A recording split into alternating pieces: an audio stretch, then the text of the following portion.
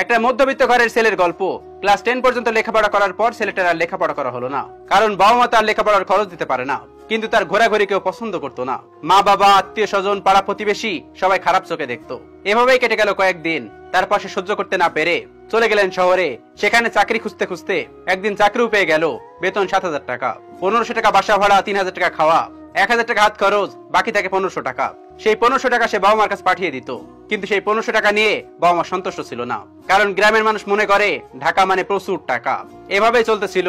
একদিন সে 10 টাকা দিয়ে একটা লটারির টিকিট কেনে। ভাগ্যক্রমে লটারির প্রথম পুরস্কারটা ছেলেটা পেয়ে যায়, 1 কোটি টাকা। তারপর সে চিন্তা করে সে আর শহরে চাকরি করবে না, গ্রামে যাবে, একটা ব্যবসা করবে, আর সবার সাথে সুখে শান্তিতে দিন কাটাবে। এই ভেবে সে বাড়ি চলে গেল। তারপর চিন্তা করলো, প্রথমে আমার টাকার কথা আমি কাউকে বলবো না। বাড়িতে যাওয়ার পর তার বাবা জিজ্ঞেস করলো, কিরে হঠাৎ চলে আসলি? সে বলল, আমার চাকরিটা চলে গেছে, তাই চলে এসেছি। এই কথাটা শোনার পর সবাই মুখ কালো করে রাখলো। বাবা বলল, আর একটা চাকরি খুঁজে নিলে পারতি, বাড়িতে চলে আসতে হলো কেন? তারপর সে বন্ধু বান্ধবদের কাছে গেল। বন্ধু বান্ধব বলল, অনেকদিন পর শহর থেকে এসেছিস, কি খাওয়াবি বল? সে বলল, না রে, আমার চাকরিটা চলে গেছে, হাতে কোনো টাকা পয়সা নেই। বন্ধুরা বলল, যা ফকিন্নি, ঢাকা শহরে চাকরি করিস কিন্তু বাড়ি আসার পর 2 টাকা হাতে থাকে না। তারপর সে বাড়িতে চলে আসলো। বাড়িতে আসার পর পরের দিন সে একটা আত্মীয়র বাড়িতে গেল। এক এক করে সে অনেক আত্মীয়র বাড়ি গেল, কিন্তু চাকরি চলে যাওয়ার কথা শুনে কেউ তাকে মূল্যায়ন করলো না। সবাই বলল, তুই তো অলক্ষী, তোর সাথে এমনটাই হবে। তারপর সে মন খারাপ করে বাড়িতে চলে আসলো। বাড়িতে আসার পর তার বাবা তাকে বলতেছে, এতদিন শহরে থাকলি, পরিচিত কেউ নেই, পরিচিত কাউকে বলে আর একটা চাকরি নে, আমার মাথায় বসে তুই এভাবে কতদিন খাবি? ছেলেটা সেটা শুনে অনেক কষ্ট পেল। তারপর সে ঘরে চলে গেল। ঘরে যাওয়ার পর তার মাকে ডাকলো, মা, আমি একটা টিকিট কিনেছিলাম, আর সেই টিকিটের প্রথম পুরস্কার 1 কোটি টাকা আমি পেয়েছি, আর টাকাটা আমার কাছেই আছে। এটা শুনে সবাই অবাক হয়ে গেল।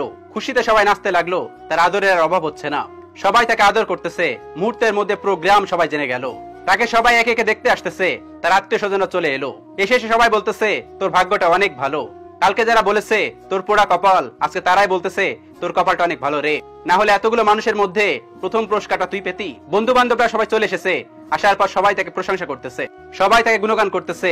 তখন ছেলেটা বলতেছে, তোমাদের ভালোবাসাগুলো আজকে আমার কাছে ভালো লাগছে না, আমার কাছে কেন জানি বিষের মতো লাগছে। কারণ কালকে যে মানুষগুলো আমার সাথে এমন আচরণ করলো, আজকে সেই মানুষগুলো আমার সাথে এত সুন্দর আচরণ করছে। আমি মনে করতেছি যে ভালোবাসাগুলো আজকে তোমরা আমাকে দিচ্ছ, সেই ভালোবাসাটা আমার না, সেই ভালোবাসাটা আসলে টাকার।